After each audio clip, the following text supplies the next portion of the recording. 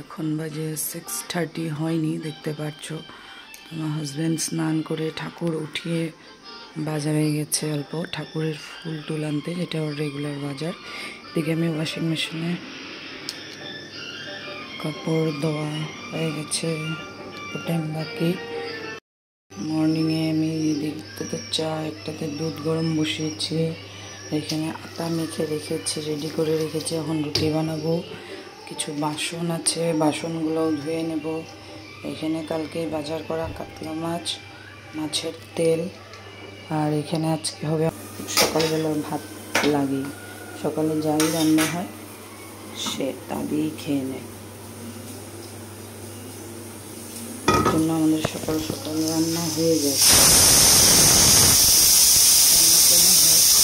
তারপর ঘরের সকালে টিফিন করে স্নান টান করে পূজা টুজা দিয়ে, যেহেতু সানডে ছিল এই জন্য অল্প ঘুরতে বেরিয়েছি। তো আমরা সারাদিন কী করলাম, কী খেলাম, কোথায় গেলাম দেখো। Bye bye. যেহেতু কালকে আমার ছোটো ভাইয়ের বার্থডে ছিল, তো বার্থডে আগেই চলে গেছে, তো ওই উপলক্ষে অল্প বাইরে ঘোরা। তো ওর জন্য একটা মালিগাঁও ওয়েবসাইট থেকে একটা গেঞ্জি নিলাম, আর সঙ্গে তো আমি আছি, আমার জন্য একটা কিছু। চলে আসছে আমরা আমাদের যে ডেস্টিনেশন ছিল রিসোর্ট। তো আজকে এই রিসোর্টে আমরা ফার্স্ট আসছি, কিন্তু বাইরে থেকে দেখতে ওরকম মনে হয় না, কিন্তু ভেতরটা খুবই সুন্দর আর খুব ন্যাচারাল ভিউ ছিল। গাছগাছালি একদম ভর্তি, যেসব জিনিস আমাদের এখানে দেখা যায় সব গাছ আমাদের এখানে নেই। আমাদের এখানে এখন গাছ নেই ধরতে গেলে, পলিউশন শুধু।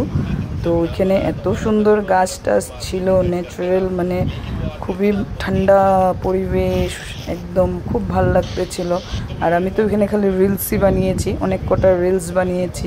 ছেলেকে বলছি আমার ভিডিও কর, ফটো তুল। ওই রিলস কিছু রিলস করেছি, খাওয়া দাওয়া করেছি, কি করেছি তোমরা দেখতে থাকো। তো বাই। কেমন লাগলো, কি লাগলো বলো, কিন্তু হ্যাঁ বাজে কমেন্টও করো না। Bye bye.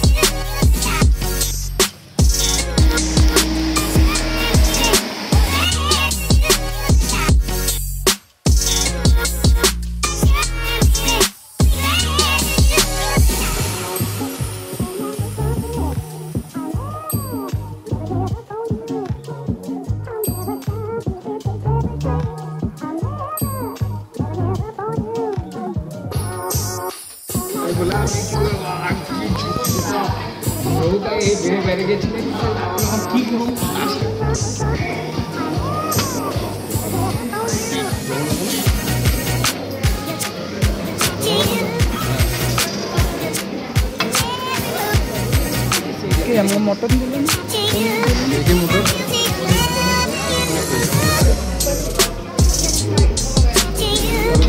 এই যে পনির, এটা রাইতা।